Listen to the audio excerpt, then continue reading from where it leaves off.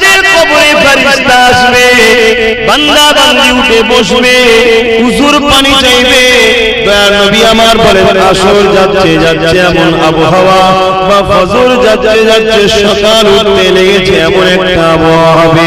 ওই জন্য বান্দা বান্দি হুজুর পানি চাইবে। দুনিয়া জমিনে যাদের নামাজ পড়া অভ্যাস ছিল হুজুর পানি চাইবে, ওই সময় ফেরেশতা বলবে ওযু করতে হবে না, কেননা এটা তোমার দুনিয়া নয়, এটা হলো কবরের জায়গা। এখানে আর কোনো ইবাদত নয়, ওটা দুনিয়াতে ছিল পরীক্ষা, এখানে আর ইবাদত নয়।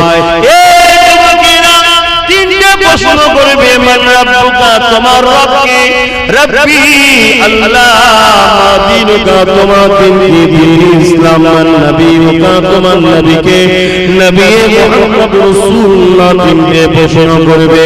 জবাবটা যদি সঠিক দিতে পারে সঙ্গে সঙ্গে আবার এক রহমতের ফেরেশতা দুজন আসবে, জান্নাতি খানচা নিয়ে, হীরে মোতির মালা নিয়ে, কেননা সে আল্লাহর প্রিয় বান্দা বান্দি, তার গলায় পরাবে। পড়াতে গিয়ে ফেরেশতাদের মধ্যে টানাটানি শুরু হয়ে যাবে, আমি পড়াবো আমি পড়াবো আমি পড়াবো, বান্দা বান্দিকে ওই হাতটা চটগুলো ছিঁড়ে যাবে, জাজ্জালগুলো কবরে মতির হাড়গুলো পড়ে যাবে, দুনিয়ার মতি নয়, আল্লাহর জান্নাতি মতি, যার এত চমক রয়েছে, কবরে আলোয় আলোকিত হয়ে যাবে। বান্দা দেখতে লাগবে, বান্দি দেখতে লাগবে, আর ফেরেশতা দুটো বসে মতির হাতটা কাঁদতে শুরু করবে, কি সর্বনাশ করলাম। এই কাঁদতে কাঁদতে কাঁদতে কাঁদতে হাত যে শুরু হয়ে যাবে, তৈরি হয়ে যাবে, ওই দিন হবে কিয়ামত, ওই সময় তার উঠার সময় হয়ে যাবে। ভেবে চিন্তে দেখে একটা হাত তৈরি করতে কতদিন সময় লাগে, কিন্তু না, আল্লাহ বান্দাকে বুঝতে দেবে না। ওই কবরের জমিনে মা ছেড়ে বাপ ছেড়ে এসেছে, ওই হাড় কাটা দেখতে যতক্ষণ সময় লাগবে হাজার হাজার বছর পার করিয়ে দেবে, ওই খেয়ালে বান্দা বান্দি থাকবে। কিন্তু আমার আল্লাহ আবার তাকে কিয়ামতের ঘোষণা করে তুলে নেবে। 3 নম্বর কবর, আর একটা কবর হবে, ওই কবর যেন আল্লাহ আমাদের কাউকে যেন না দেয়। ওই 4 নম্বর কবর হবে জাহান্নামের একটা গর্ত হবে, যেখানে 99টা সাপ থাকবে, এক একটা সাপের দুটো করে মুখ হবে। যুবক আমার, বোন আমার, ভুল বলছি না, গল্প বলছি না, বানানো কথা বলছি না, মদিনাওয়ালার কথা বলছি, সতর্ক হও। কত লোকের কবর খুঁজতে গিয়ে আমরা সাপ দেখেছি, কত লোকের কবর থেকে ধোঁয়া আগুন উঠছে দেখেছি, আজও আল্লাহ দেখাচ্ছে আমাদেরকে শুধরাবার জন্য। ওই কবরে দাও দাও করে জাহান্নামের কত আগুন জ্বলবে, ওই কবরে 99টা জাহান্নামের সাপ থাকবে, 2টা করে মুখ থাকবে। আল্লাহ নবী বলেন ওই সাপ দুনিয়ার কোন জায়গায় একবার নিঃশ্বাস ফেলে দেয়, তাহলে জমিনে আর কাজ গজাবে না। হে আমার আব্বা মা ভাই বোন, ওই কবরের সাপকে নিয়ে থাকতে হবে। যদি আল্লাহ নারাজ করো, নবী নারাজ করো, যদি লোভে পড়ে যাও, হিংসা করো, নামাজ কাজা করো, রোজা কাজা করো, গান শোনো, যাত্রা যাই, ফাংশনে যাও, মানুষের উপর জুলুম করো, বড় চর্চা করো, বড় নিন্দা করো, দেশের যদি ক্ষতি করো, মানুষের যদি ক্ষতি করো, আল্লাহ নারাজ হয়ে যাবে। কবরে থাকতে হবে। যদি এগুলো না করো, আল্লাহ পাক তোমাকে নাজাতের কবর দিয়ে দেবে। হযরত ইমাম হাসান বসরি রাদিয়াল্লাহু তাআলা, যিনি জগৎ বিখ্যাত ইমাম ছিলেন, যিনি নবী পাকের দুধের পাত্র থেকে দুধ পান করেছিল। আল্লাহ নবী বলেছিল কে দুধ পান করেছে, ওই সময় বলা হয়েছিল হাসান বসরি পান করেছে, হাসান পাস করেছে। আল্লাহ নবী বলেছিলেন যতটা দুধ পান করেছে আল্লাহ পাককে ততটা ইলম দান করবে।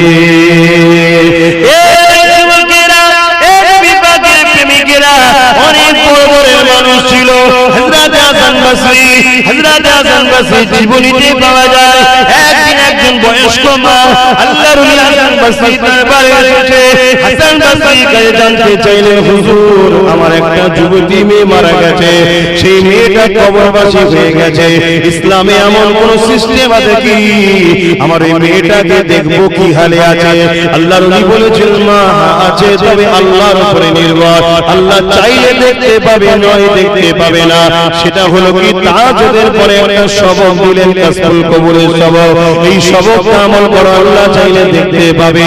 মা এত দিলের বেদনা নিয়ে, এতটা চাহা দিয়ে সারা রাত ধরে ইবাদতটা করে, তাহাজ্জুদের নামাজ পড়ে ইবাদত করে যখন একটু ঘুমন বিছানায় মাথাটা দিয়েছে, অমনি আল্লাহ তার খবে দেখাতে লেগেছে, তার মেয়েটা বিবশ কালো লিবাসে জাহান্নামের আগুনে পুড়তে লেগেছে। চিৎকারে বলে, মা ধরা পড়ে গেছি, মা বড় আযাবের মধ্যে রয়েছে। মা মায়ের ঘুমটা ভেঙে যায়, চোখ দিয়ে পানি বেরোতে লেগেছে, ঘুম আর আসে না। ফজরের নামাজ পড়েছে, সুজা রওনা দিয়েছে আল্লাহর ওলির দরবারে। এখন তো একদল বেরিয়েছে ওলির দরবারে যেতে নিষেধ করে, শুনে রেখে দাও, আল্লাহর ওলিদের দরবারে যাওয়া হলো হযরতে মূসা আলাইহিস সালামের সুন্নাত।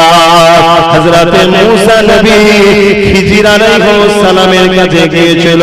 খিজির আলাইহিস সালামকে বেশিরভাগ রায়াতে আল্লাহ ওয়ালা আল্লাহর ওলি বান্দা বলা হয়েছে।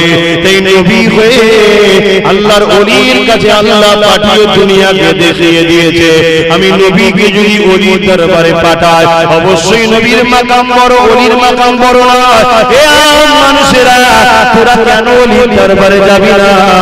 আল্লাহর ওলিদের কাছে যা, আল্লাহ ওয়ালা তারা, যাদের কাছে গেলে আল্লাহ পাওয়া যায়। হে হাসান বসরির দরবারে মহিলাটা আবার চলে গেল, আল্লাহর ওলির কাছে গিয়ে চোখের পানি ফেলে ঘটনাটা বলতে লাগলো, হে আল্লাহর ওলি, এই দৃশ্য দেখেছি, খব দেখেছি, আমার মেয়ে আযাবে জাহান্নামের মধ্যে গিরাস হয়ে গেছে। আল্লাহর ওলির চোখে পানি এসে গেল। ওলির একটা নমুনা, এটা পরের কষ্ট দেখলে ওলির হৃদয় কাঁদে, এটা একটা ওলির বৈশিষ্ট্য। অনেক বৈশিষ্ট্যের মধ্যে এটা একটা বৈশিষ্ট্য। আল্লাহর ওলি হযরত হাসান বসরি মনে দুঃখ পেয়ে গেলেন, কাঁদতে লাগলেন, মাকে দোয়া করে বিদায় করে দিলেন। সারা রাত মনটা খারাপ, সারা রাতটা মনটা খারাপ, তাহাজ্জুদ করে আল্লাহর ওলি শুয়েছে, মন দিয়ে শোনেন, এদিকে শোনেন, এদিকে শোনেন, এদিকে শোনেন, এদিকে শোনেন।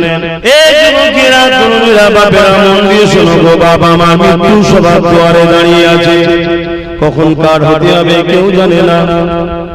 আব্বাস সিদ্দিকী কত সুন্দর ওয়াজ করছে, তোমাদেরকে দ্বীনের প্রচার করছে। জন যুবক ছেলে শরীরে বিমার আছে, কিছুই নাই, আল্লাহ সুস্থ রেখেছে, হঠাৎ করে চলে যাবে না, কোনো গ্যারান্টি নাই। কি মুখ দেখাবো মালিকের কাছে, এটা চিন্তা করো। তবে হ্যাঁ, গরীবদের জন্য কিয়ামতের দিন অনেক খুশির খবর আছে।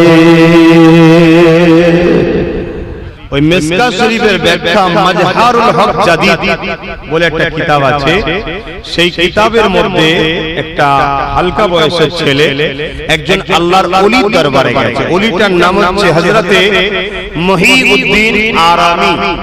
তিনার দরবারে গেছে, যাওয়ার পরে ছেলেটা কাঁদছে, যাওয়ার সাথে সাথে কাঁদছে। স্বাভাবিক আল্লাহর ওলি জিজ্ঞাসা করে, বাবা তুমি কাঁদছো কেন, কি হয়েছে? ছেলেটা বলছে, হুজুর বুঝতে পারলাম না, কেমন যেন আমার অন্তরের চোখ যেন খুলে গেছে, আমি যেন দেখতে পাচ্ছি আমার মায়ের কবরে আযাব হচ্ছে। বলুন নাউযুবিল্লাহ। আহা, বাচ্চা কেঁদে উঠেছে, মা আগুনে পুড়ছে।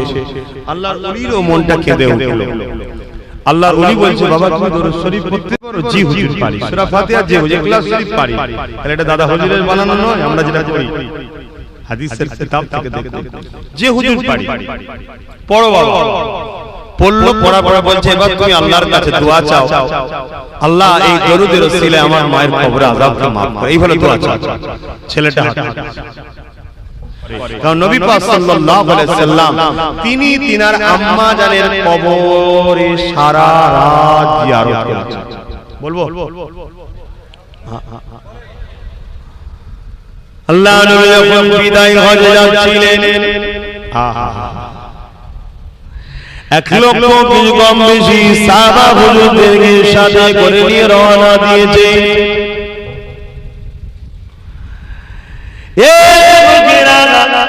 এমন একটা জায়গা মোড়, রাস্তা চৌরাস্তা মোড় এসেছে, যেখান থেকে কাবা শরীফে যাবার রাস্তা যেদিকে, আল্লাহ নবী ওদিকে না গিয়ে উল্টো রাস্তা ধরেছে।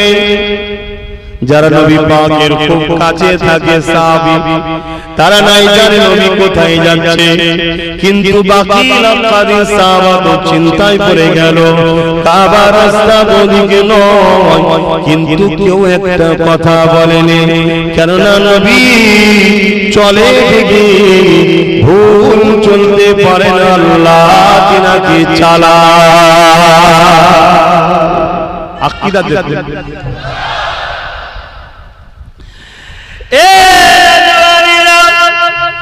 আল্লাহ নবী যাচ্ছে, লক্ষাধিক কম বেশি সাহাবা নবী পাকের পিছু পিছু যায়, কেউ কোনো কথা বলে না। একটা উঁচু জায়গায় এসে গেছে, মরুভূমি এলাকা, গরম এলাকা, কিছু কাঁটা যুক্ত গাছ রয়েছে, সেই গাছগুলোকে সরিয়ে সরিয়ে সরিয়ে সরিয়ে আল্লাহ নবী এমন একটা জায়গায় এলো, সেই জায়গায় পৌঁছে গেলেন। নবী আমার সেই জায়গায় পৌঁছে গিয়ে এমন একটা জায়গাতে পৌঁছে বালিতে বসে পড়লেন। বালিতে বসে ৬৩ বছরের নবী আমার এইভাবে পাটাকে মুড়ি করে নিয়ে এইভাবে এইভাবে গুজে দিয়ে সারা রাত ধরে বাচ্চা ছিলেন নাই, ৬৩ বছরের নবী কাঁদে। নবী আমার কোথায় কাঁদে গো? সাহাবা হুজুররা নবীর পাশে কাঁদে দাঁড়িয়ে দাঁড়িয়ে, সারা রাত ধরে নবী আমার ওই জায়গায় বসে বসে কাঁদলেন। কোথায় কাঁদলেন, কোথায় কাঁদলেন? নবী আমার কেঁদেছিলেন আম্মা জান আমিনার কবরের গোড়ায়। মায়ের কবরের কাছে গেছে জিয়ারত করতে। অনেকে ধারণা নবী পাকের আব্বা আম্মা মুসলমান ছিল নাকি। খুব সাবধান, একটু বুঝে সুঝে কথা বলবেন। আমার নবী আসার আগ পর্যন্ত মক্কা মদিনা বা বিভিন্ন জায়গার কিছু সংখ্যক মানুষ তখনও হযরতে ইব্রাহিম আলাইহিস সালামের দ্বীনের উপরে ছিল। কোন নবী? ইব্রাহিম আলাইহিস সালামের। নবী নবুয়ত ঘোষণার পরে যারা ইব্রাহিম নবীর দ্বীনে থাকার পরও নবীকে মেনে নেবে না, তারা কাফের হবে। নবী নবুয়ত ঘোষণার পরে নবীকে মেনে নিতে হবে। তার আগে পর্যন্ত দ্বীনে ইব্রাহিমের উপরে ছিলেন, তারা অবশ্যই ঈমান আনবে। আমার নবীর আব্বাজান আম্মাজান হযরত সিদ্দিক আকবর এরকম আরো অনেকে ছিলেন, তারা দ্বীনে ইব্রাহিমের মধ্যে ছিলেন। আমার নবীর আব্বাজান আম্মাজানও তিনারা নবী ৪০ বছর বয়স হবার আগে চলে যান। এক রায়াতের মধ্যে আছে, জালালউদ্দিন সুয়ুতী হুজুর লিখছেন, তিনি নবুয়াতের এলানের পরে, নবুয়াত পেয়েছেন নবী তো দুনিয়ার আগে, সবকিছুর আগে, এলানের পরে তিনারা আব্বাজান আম্মাজানের কবরের কাছে গিয়ে আল্লাহ পাকের কাছে দরখাস্ত করেছেন, আল্লাহ আমার আব্বু আম্মুকে তুলে দিন, আমি তিনাদেরকে আমার দ্বীনের মধ্যে আনতে চাই, দ্বীনে ইব্রাহিম থেকে দ্বীনে মুহাম্মদীতে আনতে চাই। তিনারা আল্লাহ পাকের অশেষ ক্ষমতায় আল্লাহ তিনাদেরকে তুলেছিলেন। আব্বা আম্মা আমার রাসূলের কলেমা পড়েছেন, জোরে বলে সুবহানাল্লাহ। এবং এমন একটা মহান ব্যক্তি কিতাবের মধ্যে লিখেছেন, যিনি 2000 শুধু হাদিসের সনদ মুখস্থ ছিল। হাদিস তো আরো 10-20 হাজার লাখ মুখস্থ ছিল, 2000 শুধু হাদিসের সনদ। হযরতে জালালউদ্দিন সুয়ুতী রাহমাতুল্লাহ, যিনি তাফসীরে জালালাইন শরীফ লিখেছেন। কথা বুঝে আসছে বা? খবরদার আমার নবী পাকের আব্বা আম্মা লে যেন ছোট বড় কথা বলে ফেলবেন না, বরবাদ হয়ে যাবেন, ধ্বংস হয়ে যাবেন। আমার নবীকে কষ্ট দিয়ে এমন কোন কথা বললি আপনি বরবাদ।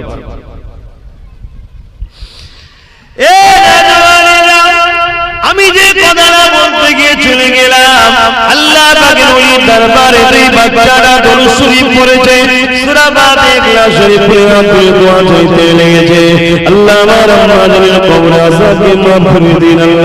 আল্লাহ আমার কবরকে নূরালা নূরানি করে দিন, বেহেশতের বাগান বানিয়ে দিন।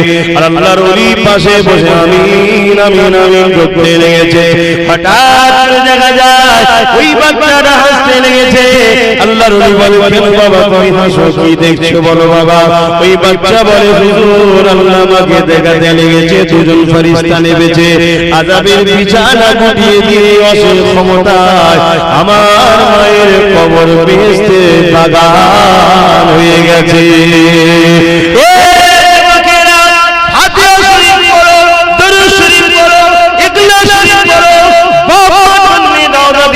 একটু দোয়া চাও। যখন তোমরা দুনিয়ায় ছোট ছিলে তারা তোমাদেরকে কখনো জমিনে নামতে দেয়নি, কোলে করে নিয়ে আদর করেছে, চুমা দিয়েছে। আহারে দুনিয়ায় চলতে গিয়ে মানুষ মাত্র ভুল হয়ে যায়, দুনিয়ায় চলতে গিয়ে মানুষ মাত্র অন্যায় হয়ে যায়। সেই দাদু দাদি তোমার কাছে 1 টাকা চাইতে আসবে না, কাপড় চাইতে আসবে না, ওষুধ কেনার জন্য পয়সা চাইতে আসবে না, তোমার কাছে আর খিটখিট করতে আসবে না। কবরবাসী গুলো হয়ে গেছে, তাদের জন্য একটু রুহের মাগফিরাতের জন্য আল্লাহর কাছে দোয়া চাও। তুমি যদি আল্লাহর কোন মানুষ সৃষ্টিকে ভালোবাসো, আল্লাহ নবী জানিয়ে দিলেন লা ইয়ারহামুল্লাহু মান লা ইয়ারহামুল্লাহ, যে মানুষকে ভালোবাসেন আল্লাহ কাছে পাবে না। এ তো তোমার আত্মীয় হয়, আমার মানুষ হয়। তুমি যদি একে ভালোবাসো, আল্লাহর একটা সৃষ্টিকে তুমি জান্নাতি চাও, জান্নাতি চাও, এই মাইন্ড যদি তোমার দিমাগে হৃদয়ে থাকে, আমার আল্লাহ তোমাকে ভালোবাসবে। তোমার জন্য কেউ কাঁদা না থাকলে আল্লাহ ফারিস্তাকে মানুষের সুরাতে পাঠিয়ে তোমার জন্য কাঁদার ব্যবস্থা করে দেবে। কেননা তুমি যদি কাউকে প্রেম করো, অবশ্যই তোমার প্রেমের মানুষ আল্লাহ ঠিক করে দেবে। আর তুমি নিজে কখনো কাউকে প্রেম করলে না, কারো ভালো চাইলে না, কারো উপকার চাইলে না, তোমার কখনো কেউ প্রেম করার মানুষ হতেই পারে না। এই তুমি কারো নাজাতের জন্য যদি আশা করো, তোমার নাজাতের জন্য আল্লাহ ব্যবস্থা করে দেবে। এই বিষয়ে আর একটা রাত চলে যায়। হযরতে ইমাম হাসান বসরি রাদিয়াল্লাহু তাআলা, যিনি জগৎ বিখ্যাত ইমাম ছিলেন, যিনি নবী পাকের দুধের পাত্র থেকে দুধ পান করেছিল। আল্লাহ নবী বলেছিল কে দুধ পান করেছে, ওই সময় বলা হয়েছিল হাসান বসরি পান করেছে, হাসান পাস করেছে। আল্লাহ নবী বলেছিলেন যতটা দুধ পান করেছে আল্লাহ পাককে ততটা ইলম দান করবে।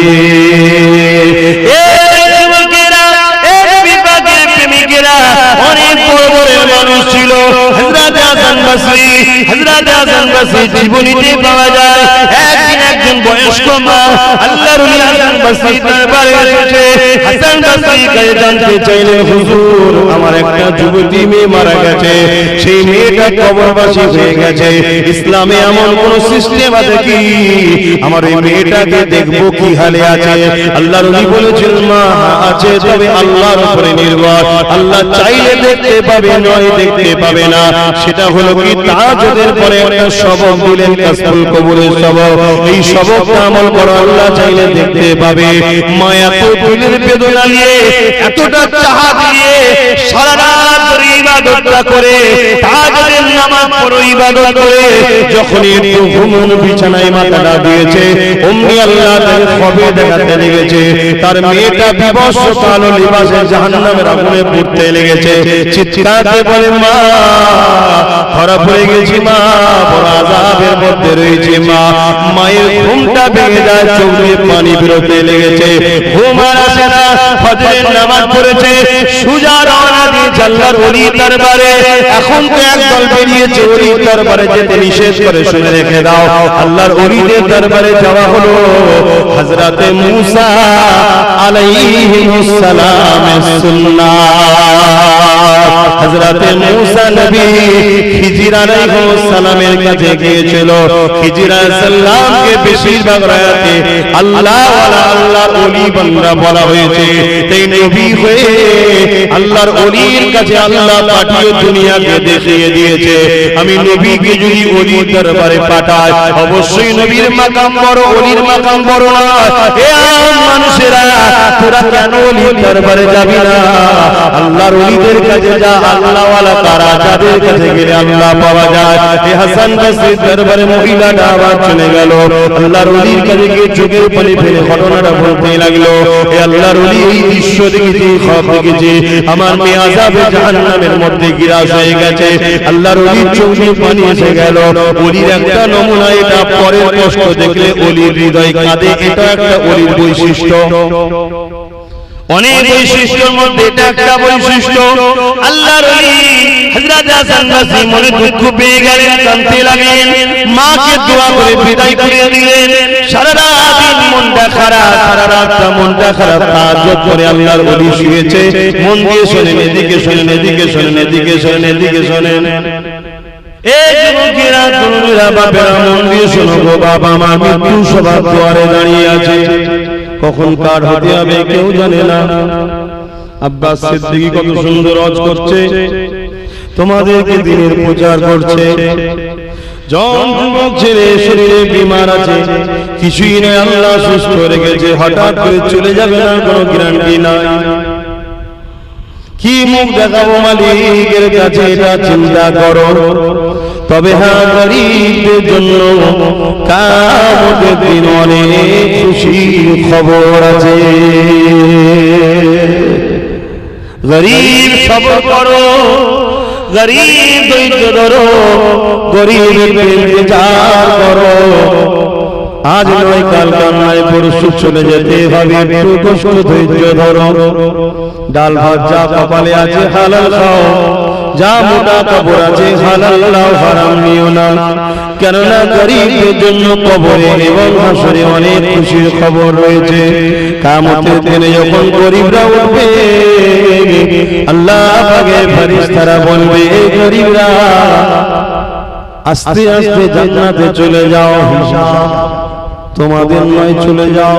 ওজন তোমরা ময়দানে মাঝরে গেলে জটিলতা বেড়ে যাবে। কেমন বেড়ে যাবে? এই জমিনে অনেক পাপী লোক আছে, কিন্তু কোন গরীবকে দান করে বসে আছে। গরীব যখন জান্নাতে যাবে, এই পাপী তখন বলবে, ভাই রে, শাড়ি দিয়েছিলাম, নুগি দিয়েছিলাম, খাদ্য দিয়েছিলাম, আজ আমি বিপদে পড়েছি, পাশে নেই। গরীব তখন বলবে, আল্লাহ বন্ধু হয় দেখেছিল, ছেড়ে কি করে যায়? গরীবের খাতিরে আল্লাহর পাপকে চেপে ওকে জান্নাতে দিয়ে দেবে। তাই গরীবকে ফেরেশতা বলবে, সাইড দিয়ে চলে যা, কেন ওখানে গেলে ঝামেলা বেড়ে যাবে। অনেক আসামি আছে, তার মাফ করার মতো নয়, মাফ করার মতো নয়, অনেক আসামি আছে, কিন্তু তোরা গেলে ঝামেলা বেড়ে যাবে। এখন তোদেরকে ধরে জামাইলি যেতে হবে, আর তোরা বললে আল্লাহ তোদের কথা শুনবে। গরীবদেরকে আল্লাহ এত ভালোবাসে, কিন্তু হাই হাই হাই, আজকে গরীবগুলোকে তো আবার টার্গেট করা হয়েছে। ফ্রি খানা, ফ্রি বিরিয়ানি, ফ্রি টাকা, ফ্রি চাল, ফ্রি আলু, ফ্রি ডাল, কপা কপ লিচার খপা খপ খাচ্ছে। বাপ রে বাপ, ফ্রি কেন নেবেন? সবচেয়ে বড় কথা, ফ্রি কেন নেবেন? ফ্রি মানে তো ভিক্ষা। ফ্রি লোব না, অধিকার। কি লোব? অধিকার। এখন এই কথা বলতে গেলে আমার সমস্যা বাড়বে। এখন যেটা বলছি সেটা বলি, অধিকার না, অধিকার। এ যুবকেরা তরুণেরা, কিয়ামতের দিনে এমনও গরীব পাওয়া যাবে যাদের কাছে ফেরেশতা হিসাব চাইবে। তারা তখন বলবে, আল্লাহর ফেরেশতার হিসাব কিসের? দুনিয়ায় আল্লাহ তো মাল দেয়নি, ধন দৌলত দেয়নি, হিসাব আবার কিসের? বলুন আল্লাহু আকবার। বলবেন না খুশি? আল্লাহু আকবার। কি কথা! আল্লাহর ওলিরা ফেরেশতাদের ভয় করে? এই বলবেন, আল্লাহর ওলিরা ফেরেশতাদের ভয় করে?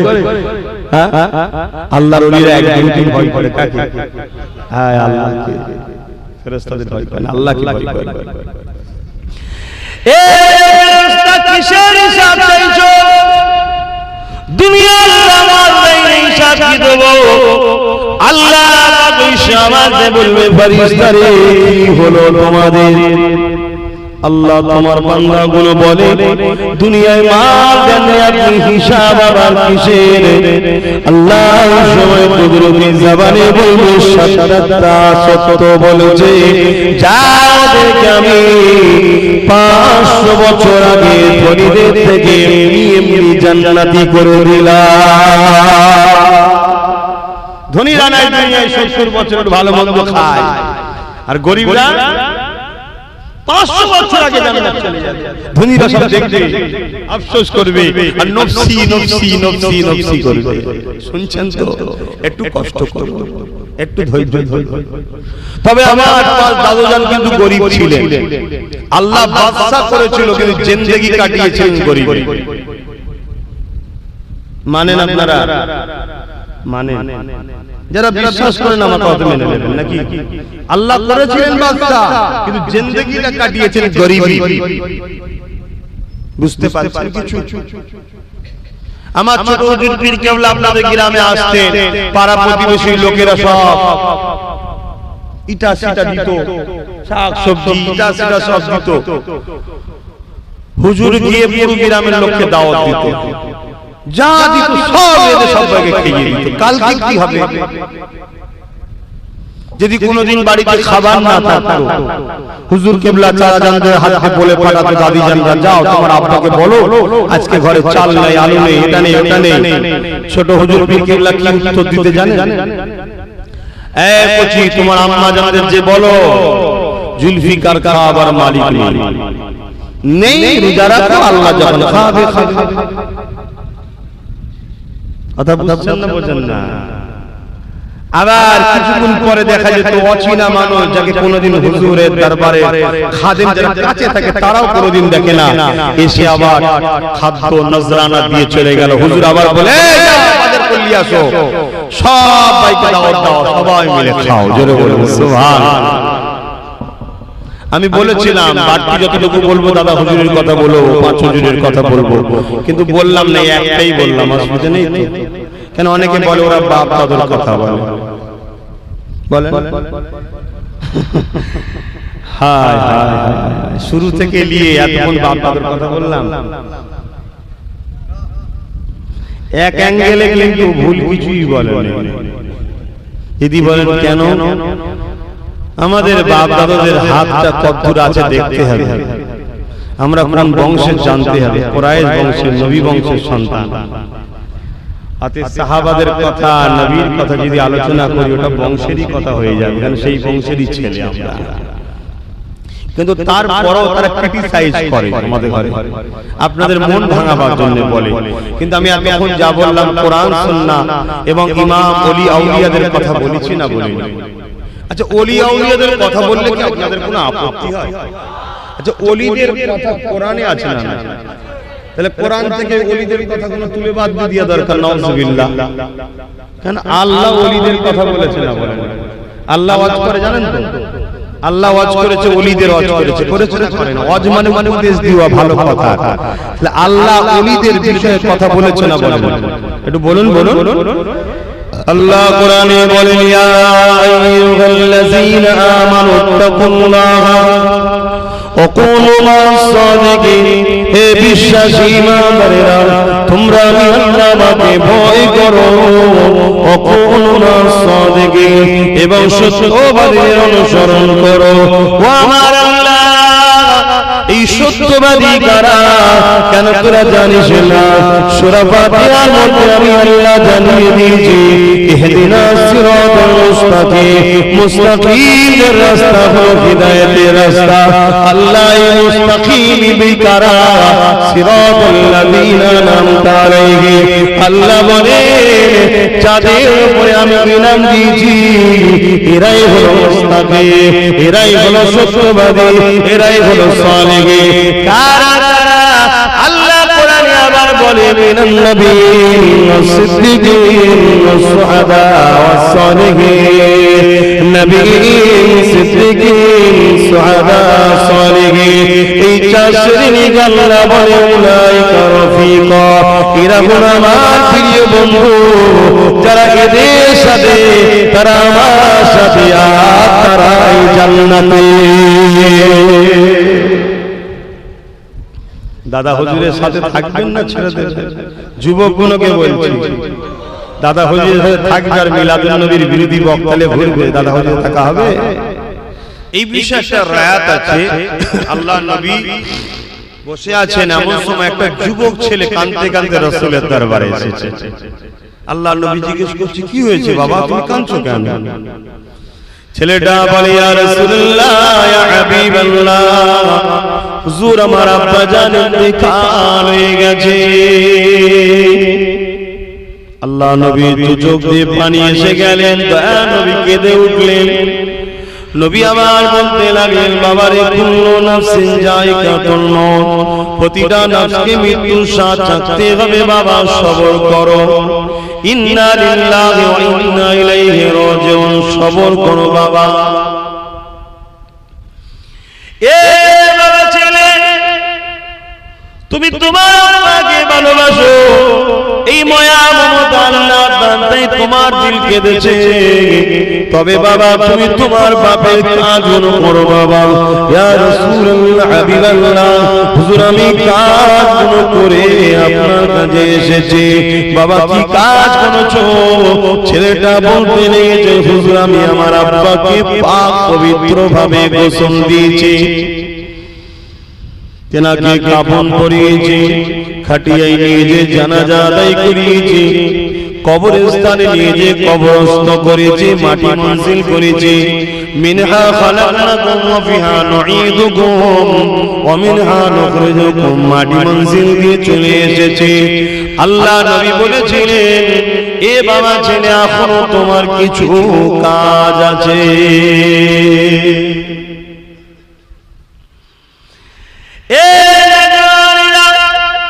আল্লাহ নবী সাহাবাদেরকে লক্ষ্য করে বললেন, এ বাবা সাহাবারা এখনো কিছু কাজ রয়েছে। বাবা সাহাবারা শুনতে লাগলেন, ছেলেটাও শুনতে লাগলেন। বাবা তোমার আব্বা যদি ঋণী হয়ে থাকে, ওই ঋণটাকে তুমি ছেলে হিসাবে শুধে দাও বাবা, কেননা তুমি হলে বাপের সম্পদ, তুমি হলে বাপের অংশ। যা কিছু তোমার বাপ করেছে সবই তোমার জন্য, তোমার জন্য, তোমার জন্য। আর তোমার জিন্দেগিতে যা ধন সম্পদ যা কিছু আছে, এই সবটা হলো তোমার আব্বার সম্পদ। ছেলে যদি বাপের পকেটে হাত দিয়ে টাকা লায়, এটা কি চুরি না? চুরি নয়। বলুন বলুন বলুন, অবশ্যই বাপ যদি ছেলের পকেটে হাত দিয়ে টাকা লায়, চুরি নয়। তবে আজকাল বাপেদের বলবো, খবর দাও, ভুলে যেন এই ফতোয়ার উপরে আমল করে ছেলের পকেটে হাত দিয়ে ফেলবেন, কারণ ছেলে ভালো না, ছেলেটা ভালো না, ফট করে অন্য জিনিস ঘটে যাবে, এটা চুরি না। কেন? ছেলে সব সম্পদের মালিক হলো বাপ, তুমি আবার কিসে? তুমি নিজেই তো বাপের শরীরের অংশ। কথা বুঝছেন না? বোঝেন না কি? আমার কথাই কি যুবকদের বেজার হয়ে গেল? তুমিও তো কারো বাপ হবে, তোমার ছেলে সব সম্পদের মালিক তুমি হবে, আবার সে কারো বাপ হবে, তার ছেলে সম্পদের মালিক সে হবে। বাপ ছেলের সম্পদের পুরো মালিক। কিন্তু আজকের দিনে বাবা এই মশলার উপরে যেন কোনো বাবা আমল করে ফেলবেন না, তাহলে বাবা বিরাট বড় বিপদ হয়ে যাবে। কারণ আজকাল সমাজের ছেলেরা ভালো নয়। তবে এতটুকু বলা যেতে পারে, কিছু ছেলে ভালো আছে, কিছু ছেলে ভালো আছে।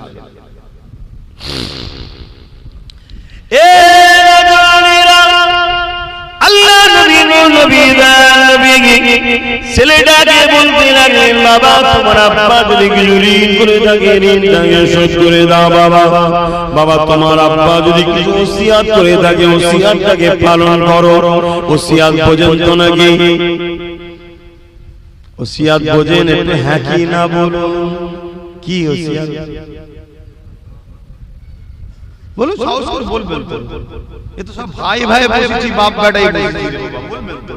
লজ্জার কি আছে? দিন শিখতে লজ্জা?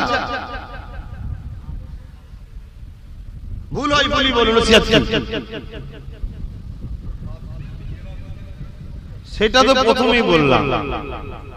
ওসিয়াত হলো, বললো হয়তো এই টাকাটা আমার মসজিদে দিবি বাবা, এই জমিটা তোর বোনকে দিবি, এটা তুই নিবি, তোমাকে ডেকে বলেছে, এটা ওসিয়াত, হুকুম করা, আদেশ দেওয়া, এটা পালন করবি, ওটাকে পালন করতে হবে।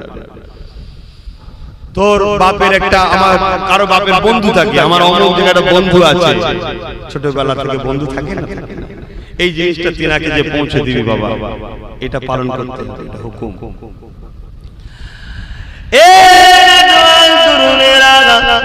আল্লাহ নবী জানিয়ে দিলেন ওসিয়াতটা পালন করো। নবী আমার পরে বললেন, বাবা তোমার আব্বা জানের জন্য সবরে সালি করো, কোরআন খতম করো, গরীবদেরকে দান খায়রাত করো, ইসালে সওয়াব করো। ওই সময় এই কথাটা যেই বলেছে, সাহাবারা জিজ্ঞাসা করলেন, ইয়া রাসূলুল্লাহ, ইয়া হাবিবাল্লাহ, তিনি তো মারা গেছেন, ইন্তেকাল করেছে, তিনার জন্য সবরে সানি করে কি লাভ হবে, দান গায়রাত করে কি লাভ হবে? আল্লাহ নবী বলেছিলেন এ সাহাবারা শুধু তিনি নয়, যারা করবে তারাও রহমান হবে। নবী আমার বলতে লাগলেন বাবা ছেলে, যখন তুমি কোরআন খতম করবে, সবরে সানি করবে, গরীবদের খাওয়াবে, নামাজি মুসল্লিদের খাওয়াবে, পাড়া প্রতিবেশীকে খাওয়াবে, তারা যখন খাদ্যটা খেতে বসবে বিসমিল্লাহ বলে খাবে, খাবার পরে আলহামদুলিল্লাহ বলবে, প্রত্যেকটা দানায় দানায় বরকত আছে, প্রত্যেকটা দানাতে দানাতে নেকি সওয়াব আছে। এতিম গরীবদেরকে খাওয়াবে, এতে আরো বেশি সওয়াবটা পাবে, গরীবদেরকে খাওয়ালে আরো বেশি সওয়াব পাবে। মসজিদে দান করবে, মাদ্রাসায় দান করবে, গরীবদের কাপড় দেবে, কোরআন খতম করবে, এই টোটাল যা সওয়াব হবে, এ বাবা ছেলে আমার আল্লাহ হাওয়াতে বাতাসেতে এগুলোকে উড়িয়ে দেন না গো, ওগুলোকে জান্নাতি খানচায় রেশমের কাপড় দিয়ে ঢেকে ফেরেশতা মাধ্যমে তোমাদের ওই পাপরবাসী বান্দা বান্দি রুহে রুহে সওয়াবটা পৌঁছে দেয়। যদি কারো কবরে আযাব হয়ে থাকে, এই সওয়াব যেতে যেতে যেতে যেতে একদিন তার কবরে আযাবকে আল্লাহ মাফ করে দেয়। এবং যদি কারো কবরে আযাব না হয়ে থাকে, এই সওয়াব যেতে যেতে তার মাকামকে দরজাকে আল্লাহ বাড়াতে থাকে। ওই সময় কবরবাসীরা বলে ও রব্বি আল্লাহ পাক, দুনিয়ায় তেমন কিছু করে আসতে পারিনি যে মাসে মাসে বছরে বছরে সপ্তাহে সপ্তাহে ডেলি ডেলি সওয়াব আসবে। আল্লাহ কোনো কথা থেকে আসছে, ওই সময় তারা বলতে লাগবে আল্লাহ, ওই সময় আমার আল্লাহ বলতে লাগবে আমার মুর্দা বান্দা বান্দি রে, দুনিয়া জমিনে তোমরা সৎ ছেড়ে রেখে এসেছিলে, তারা কোরআন পড়েছে, তোমাদের জন্য দোয়া করেছে, কেউ কোরআন পড়তে পারে না, পড়নেওয়ালাদেরকে নিয়ে এসে পড়িয়েছে, কেউ ইসালে সাহেবের মাহফিল করেছে, কেউ খানা করে গরীবদের গ্রামবাসীদের নামাজি মুসল্লিদের খাইয়েছে, এতিমদের পরনার কাপড় দিয়েছে, মসজিদ মাদ্রাসায় দান করেছে। এসব সবগুলো আমি আল্লাহ তোমাদের রুহে রুহে রুহে বখশে দিয়েছি। আরো জোরে বলবো সুবহান। তাহলে বেকার লাভ, মুর্দারা খুশি হয়ে যাবে। আমাদের বাড়িতে আমরা এখানে কতজন আছি, আমরা কেউ বলতে পারবো আমাদের যে কেউ হারা না, কিছু না কিছু হারা হয়ে আছে, হয় দাদু, নাই নানা, নাই নানি, নাই আব্বা, নাই আম্মা, নাই বাপ, নাই মা, নাই স্ত্রী, নাই স্বামী, নাই ছেলে, নাই বোন, প্রত্যেকে কিছু না কিছু হারা হয়ে আছে। তাহলে আজকে দোয়া চাওয়া হবে না? তাদের কবরের সওয়াব যাবে না? যাবে না। তবে ঈমান শর্ত বাবা, ঈমান যদি না নিয়ে কেউ যায় কিচ্ছু ও পৃথিবীর সব হুজুর এক জায়গায় জড়ো করে ফেললে, নাই নবী পাক তিনার চাচাকে বলে যে আপনি একটু জায়গা ফাঁকা রেখে গেলেন না, যদি চুপ থাকতেন তাও নাই হতো, আপনি বলে ফেললেন দিনে আব্দুল মুত্তালিবের উপর আমি চলে গেলাম। কথা বুঝছেন? আপনি একদম চুপ থাকতে পারতেন, কেন? ঈমান না থাকলে বাপ কোন রাস্তা নাই। আর ঈমান যদি সরষের দানা পরিমাণও থাকে, সেও একদিন না একদিন জান্নাত কিন্তু পাবে। জোরে বলুন সুবহানাল্লাহ। তাই আমরা বলি বা আমি বলি বাংলার মানুষকে, কে হক কে বেহক ও আম মানুষ তোমরা অত মাথা মারতে যেও না, তোমরা দাদা হুজুরকে ধরে রাখো। কেন বলি? এই কারণে কমসে কম ঈমানটা মেনে রাখবে।